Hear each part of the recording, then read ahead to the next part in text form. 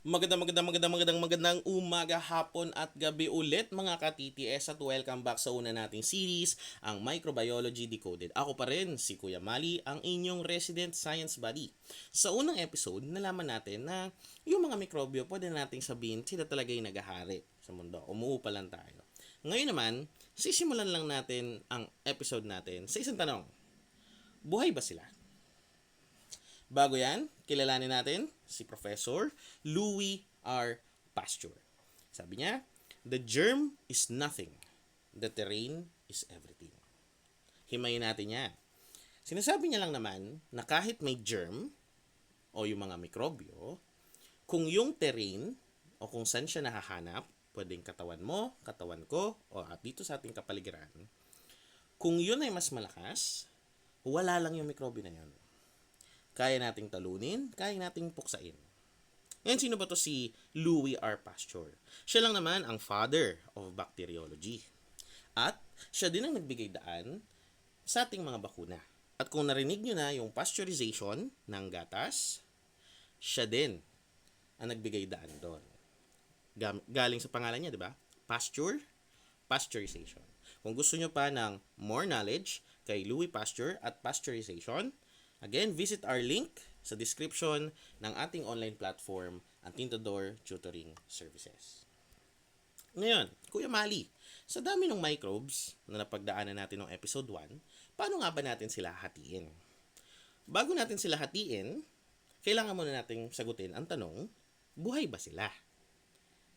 Tulad nung nasabi, hindi ko alam kung napahapyawan natin ng first episode, may mga tinaguriang buhay, o yung mga tunay na cell, tunay na bahay, at meron din naman yung mga hindi buhay, o yung mga virus.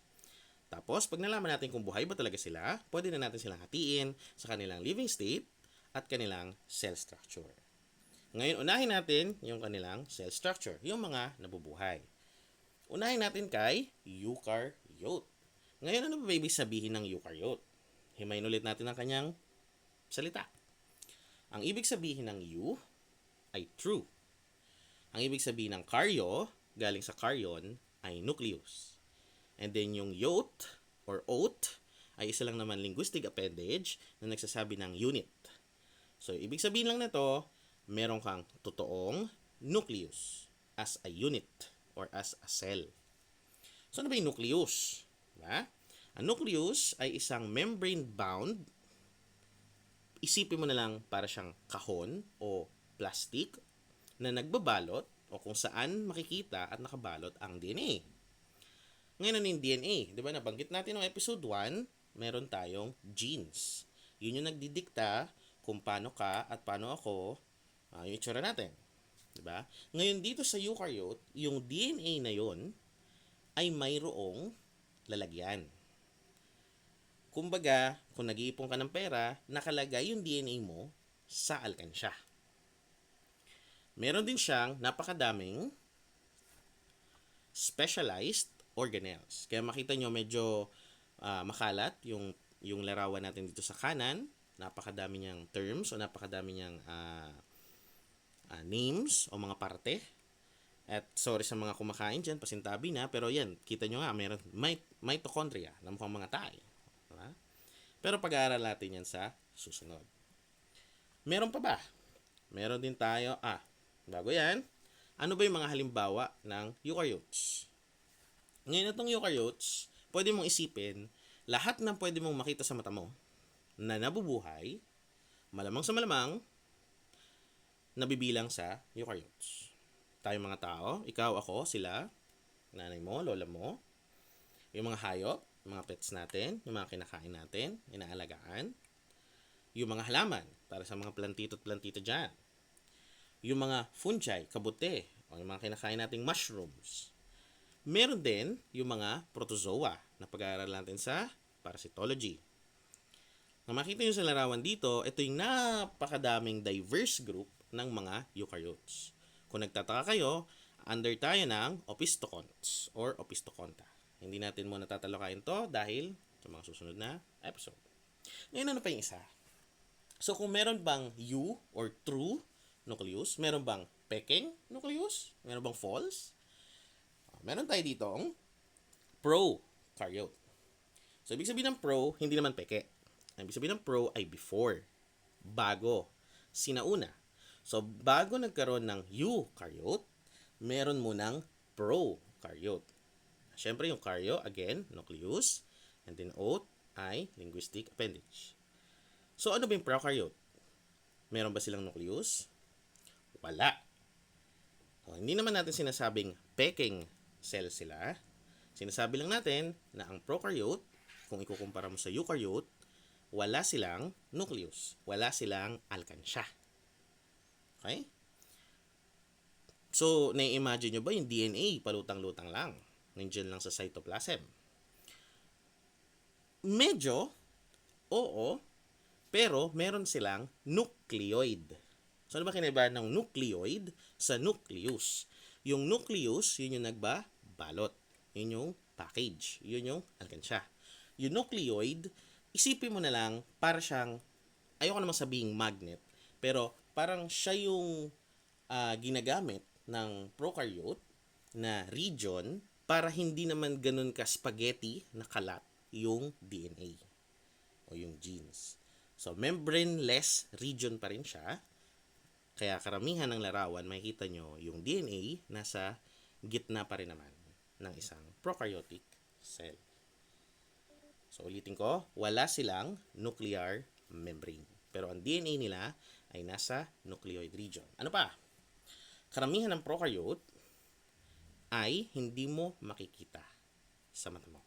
Kailangan mo ulit ng microscope dahil ang pinaka-karaniwang size nila ay 1 micrometer. So, kung narinig nyo na yung millimeter, mas maliit pa doon ang micrometer. Kung di ako nagkakamali, 1,000 beses. Okay? 1,000 beses pang mas maliit ang micrometer sa millimeter. Ano ba yung mga halimbawa? Kung sa eukaryote, meron tayong mga tao, hayop, halaman. Dito naman sa prokaryote, dito na nabibilang yung mga bakterya. Yung mga alam na natin na karaniwang mikrobyo. At yung mga archaea. Pag-aaralan natin yung archaea sa mga susunod na episodes. So, tingnan ulit natin, no? Prokaryote versus eukaryote. So, ulitin, ang prokaryote, walang nucleus. Ang eukaryote, meron. Ang DNA ng eukaryote, karaniwan ay linear o isang linya para mas madali silang itago. Ang prokaryote naman, pabilog para hindi sila kalat-kalat na mukhang spaghetti. Pag-aaralan natin ito sa mga susunod na episodes. Ang eukaryote naman, madaming organelles. Merong mga membrane-bound organelles. Meanwhile, ang prokaryote naman, wala. Ano naman ang pagkapare-parehas nila? Parehas sila na papaloob pa rin sa isang cell. So, may bahay pa rin sila. At yung cell na yon, hindi naman hangin ang laman, kundi fluid, ang tinatawag nating cytoplasm. Parehas din sila, may DNA, kung saan nandun ang genes, kung saan yun yung magdidikta, kung anong itsura. At parehas silang merong cell membrane o yung bahay nga mismo na yun, yung protective boundary na yun. Ngayon, fun fact, ang mitochondria na laging paborito ng mga high school students or the powerhouse of the cell. Alam nyo ba, dati siyang prokaryote. Paano nangyari yun? So, ibig sabihin, may prokaryote sa loob ng eukaryote. Ito ay dahil sa endosymbiotic theory. So, ano nga ba yung endosymbiotic theory? Sinasabi dito sa theory na to kung paano nagkaroon ng mitochondria ang isang eukaryotic cell. Okay? Una, meron daw isang malaking ancestral host cell. So, isipin mo, yung eukaryotic cell noon, yung pinaka-lolo nunuan niya, meron daw isang ganon na kumain ng isang aerobic na prokaryote. Aerobic just means mahilig sa hangin or oxygen. Mahilig sa aero. No? So, kinain daw niya yun. Karaniwan, pag ang isang cell ay kumain ng isa pang cell, tinutunaw niya ito gamit ang iba-ibang lysozymes o enzymes o kung anumang chemicals na nasa loob. Pero dito sa particular na pagkain niya ng aerobic prokaryote na to, hindi niya ito natunaw. At ngayon, yung prokaryote na yon, nanirahan siya sa loob ng host cell na yon. Tapos, sa laking gulat, etong prokaryote na to, habang kumakain din siya ng sarili niyang kung paano man siya mag-metabolize o kumain, nagbibigay siya ng enerhiya dito sa host cell na to. Kaya nagkaroon ng, first episode natin, nagkaroon ng symbiosis. Nagkaroon ng tulungan. Diba?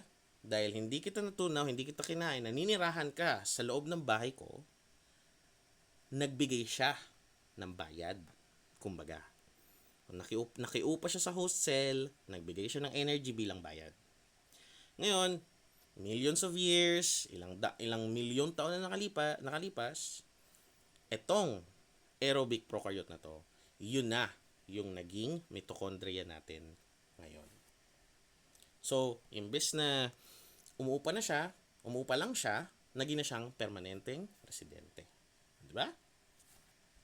Napakaganda, napakagaling. Ngayon, hindi porket simple ang prokaryote, bobo. Diba? Tingnan natin kung paano sila mag-adapt. Kasi isipin mo, tayong mga hayop, tayong mga tao, nakikita natin yung mga tanim, grabe, nabuhay sila ng ilang taon, ilang daan taon, ilang libong taon. Pero etong mga prokaryote na to so sobrang simple lang nila, pero milyong taon na silang buhay. So, paano nga ba? Paano nga ba sila nabubuhay hanggang ngayon? Number 1, specialista sila ng iba-ibang sources dito sa mundo. Halos lahat, pwede nilang gamitin para magkaroon ng enerhiya. Pwede silang gumamit ng liwanag, okay? Parang photosynthesis. Pwede silang gumamit ng oxygen, so yung mga aerobic. Pwede silang gumamit ng ibang chemical, let's say methane, mga methanogens. Diba? Kahit saan o kahit anong kailangan nilang kainin, doon sa kung saan man sila nakikita, pwede nila yung gamitin para sa sarili nilang enerhiya. Pangalawa, meron din silang genetic exchange. So tulad natin, kapag nagkakaroon tayo ng anak, nagkakaroon tayo ng genetic exchange dun sa partner natin, sila din naman nagpapalitan ng mga genetic info o yung mga genes nila, o DNA, gamit naman ang kanilang specialized structure na plasmid. Pag-aaralan natin ito sa mga susunod na episode. At kung tutuusin, dahil dito sa pagpalit-palit nila ng genetic information na ito, nagkakaroon tayo ng problema. Dahil dito nanggagaling ang drug resistance. O ibig sabihin, hindi na sila tinatablan ng mga gamot natin. Kumbaga isipin nyo, kaya nilang mag-update ng kanilang software. Ngayon, bakit ito nakakatakot? Tayo kasi, yung mga tao, halimbawa, hindi naman natin kayang lumuwas ng bata araw-araw, buwan-buwan. Naghihintay tayo ng 9 na buwan, may pahinga pa ng konti, another one, pahinga na naman ng konti, 9 na buwan. Ito kasi yung mga prokaryotes na to, hindi lang minuto, minsan segundo, kaya nilang gumawa ng milyon-milyong sarili nilang parang anak. Tawagin na natin anak. At itong mga to, pwede magkaroon ng mga pagpapalit ng genetic info. May isa lang dyan na mabuhay laban dun sa gamot mo at nag-multiply na siya ng milyon-milyon after how many minutes? Ayun. Sila na yung mas dadami. Yung mga hindi tinatablan. Kaya 'di ba pag sa TV, lagi mo naririnig, 99% lang. Laging may 1% na nakakaligtas. Kaya, yung mga nireresetahan, please, pakiusap ko sa inyo, tapusin nyo yung reseta sa inyo. Dahil yung hindi nyo pagtapos ng gamot, ito yung minsan na nagdudulot ng drug resistance. Kasi imbes na mapatay nyo talaga yung 1%, 0.9%, 0.8% na natitirang nabubuhay o nagtatago ng mga mikrobyo, hindi. Tapos sila yung dadami sa susunod. Okay? At ang pangatlo, meron din silang high impact. So, kahit maliliit yung kanyang genome, nakita nyo naman sa metabolic specialization at genetic exchange, kaya nilang mag-adapt sa kanilang kapaligiran. Okay? Ano pa? Meron din silang kakayahan, tulad natin, para magkaroon ng mga komunidad. Hindi yung tatayo sila ng bahay, magkakaroon ng society, ganyan. Kasi wala naman silang nervous system, wala naman silang consciousness. Pero, kaya nilang gumawa ng sarili-sarili nilang mga kolonya. Okay? So, nabanggit ko kanina, yung kaya nilang gumawa ng mga anak. Itong mga anak na to ay clones nila. Ibig sabihin, parehas na parehas. Kung anong itsura ko, anong lahat, simula sa kulay ng balat, kulay ng katawan, ng mata, kulay ng buhok, yung anak ko ay kaparehas na kaparehas ko. Yun yung clone. At mabilis nilang gawin to. Pangalawa, kaya nilang tawagin na natin sixth sense. Diba? Kaya nilang magkaroon ng komunikasyon para ma-monitor yung bilang o yung dami ng populasyon nila. Kumbaga, meron silang sarili nilang GC, nagtatanungan sila, ilan na tayo? Diba? Kulang pa ba? Kaya pa ba nating sumabog? Kaya pa ba nating dumami? Diba? At lahat ng clones na to, ay pwedeng magkaroon ng relasyon sa iba-iba pang organismo. Again, tulad ng halimbawa, last episode, yung mga mikrobyo sa bituka natin. Ngayon, trivia, pero ito naman ay nasabi ko na sa unang episode. Pag kinompute mo daw ang dami ng prokaryotes dito sa mundo, mas mataas ang kanilang biomass. Biomass ay yung kabuuang bigat. Kaysa sa lahat ng pag kinumpul-kumpul mo ang mga halaman at hayop. Okay, so natapos natin yung mga may buhay. Ngayon, talakayin naman natin yung mga walang buhay. So, tulad nung episode 1, nabanggit natin yung may selula at walang selula. So, viruses, virioids or virions, and prions are acellular. Ano ibig sabihin ng acellular? Ibig sabihin wala. Cell, yun na nga, parang bahay. And then cellular, description lang yon, paglalarawan ng isang bagay. So, wala daw silang cell. Pwede nating tawagin ang mga viruses na palamunin. Bakit? Yung acellular kasi, wala silang sarili nilang cell. So, kailangan nila ng host, kailangan nila ng ibang cell para lang mabuhay, para lang dumami. So, palamunin sila. Diba? Kung wala silang ibang cell, hindi sila magsusurvive. Hindi nila kayang mabuhay mag-isa. Ngayon ang tanong, meron din ba tong DNA? Okay? Ang viruses, pwedeng pure na merong DNA or pure na RNA lang. Imagine mo yan wala na nga silang cell, wala na silang sarili nilang bahay, pwede pang wala silang DNA, kundi RNA ang meron sila. Okay? Malalaman natin ang kinaibahan ng DNA at RNA sa ating episode tungkol sa cellular transcription, DNA transcription, malayo-layo pa yon. At ang ibig sabihin ng DNA at RNA ay sa chemical composition nila. So, deoxyribonucleic acid at ribonucleic acid. So, wala lang yung deoxy. Kaya D. Meron din naman silang sarili nilang parang pamprotekta. Capsid or protein coat para naman hindi sila mamatay agad. Minsan naman meron din silang envelope. And ano bang importansya nito? Nakita nyo sa TV, minsan may mga virus na kaya mong patayin gamit lang ng alcohol. Minsan naman, kailangan mo ng super init.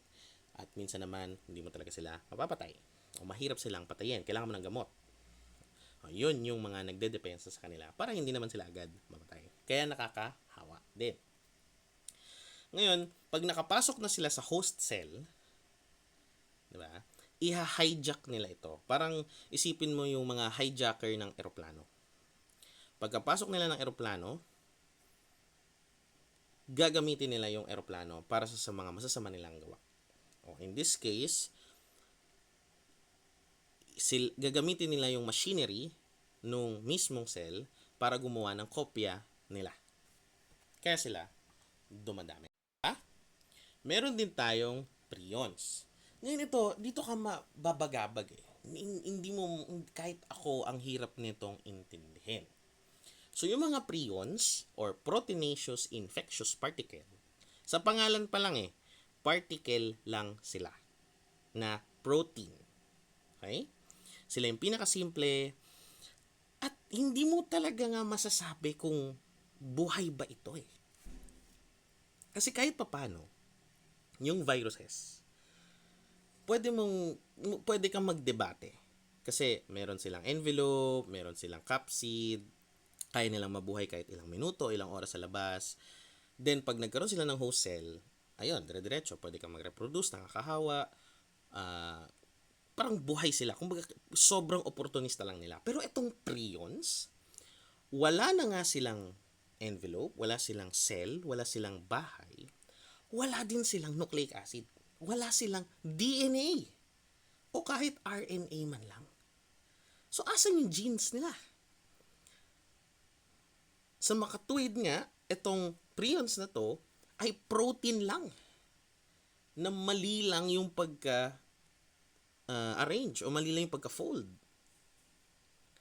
So, isipin mo mabuti yun. Kahit ako hindi ko ma-imagine, no? Tapos, ito pang prion na to, sa shocking fact natin, yung mga sakit na dinudulat nila, isa sa mga pinakamalalang sakit na pwede mong makuha. Na hindi mo masira-sira sa karaniwang pagpapakulo, radiation, o sterilization, o kahit ano pa bang gawin mo sa prions. Bakit? Kasi nga, itong mga ginagawa natin, pagpapakulo, sterilization, karaniwan, ang ginagawa nito, binubutas niya yung protection, yung cell o yung envelope o yung capsid. At syempre, pag nabutas mo yon, magsisilabasan yung mga laman loob, kunyari, ng cell na yon. Kaya sila namamatay o hindi na nila kayang magpatuloy ng pagpadami nila. Itong prions, walang ganun eh. Diba? Sipin mo mabuti yan. Kaya grabe. Tas ang lala ng sakit na makukuha mo sa prion at nakakahawa pa. Diba? At syempre meron tayong viroids. So, maliit na lang to. Naked RNA. So, ibig sabihin RNA lang, hubad, walang protein coat, walang capsid, at karaniwan, nakita ito sa halaman. Okay? So, malapit na tayo matapos. Ulitin lang natin, virus versus prion. Ang mga virus, merong nucleic acid. So, meron silang DNA or RNA. At meron din silang protein. Ang protein na yun ay yung capsid or yung envelope, yung nagdedepensa sa kanila. Diba? Prion, protein lang. Wala silang DNA, wala silang genes, wala silang RNA. Okay? Wala silang genetic material. Talagang misfolded protein lang. At yung kanina, buhay. Ang tanong natin, buhay ba sila? Buhay o hindi buhay? Ang prokaryote at eukaryote ay buhay. Independent ang reproduction nila, ibig sabihin kaya nilang magpadami na sila lang. Meron silang metabolismo, o meron silang kung paano sila kumain, at meron silang cell, o meron silang bahay. Meanwhile, itong non-living viruses at prions, kailangan nila ng host. Hindi nila kayang mabuhay mag-isa. Wala din silang sarili nilang metabolism, at wala silang bahay, or wala silang cell. Okay? Ayun. Diba? Natapos na natin ang episode 2. Buhay ba sila? Nalaman natin na merong mga eukaryotes o yung mga tunay na cell, merong prokaryotes o yung mga sinaunang cell, at meron ding mga palamuning virus at prions. Lagi niyong tatandaan, mga ka-TTS. Itong microbiology, madali lang naman alarin. Basta lubos nating iintindihin. Sa next episode, pag-aaralan natin ang 4 pillars of micro. Ngayong alam na natin kung buhay ba sila o hindi ba sila buhay, may eukaryote ba o prokaryote, paano pa natin ito pwedeng hiwalayin, pwedeng himayin, at pag-aralan isa-isa. Ano-ano yung mga pwedeng grupo na napapaloob sa microbiology para hindi tayo mahirapan at maguluhan. Ito nga pala ulit ang mga larawang ginamit ko. At kung gusto nyo ng mga dagdag kaalaman, Jowet's ulit, 26th edition, Medical Microbiology. Ako nga pala ulit si Kuya Mali. Laging tatandaan, tuklasin ang talino sa siyensya. Paalam!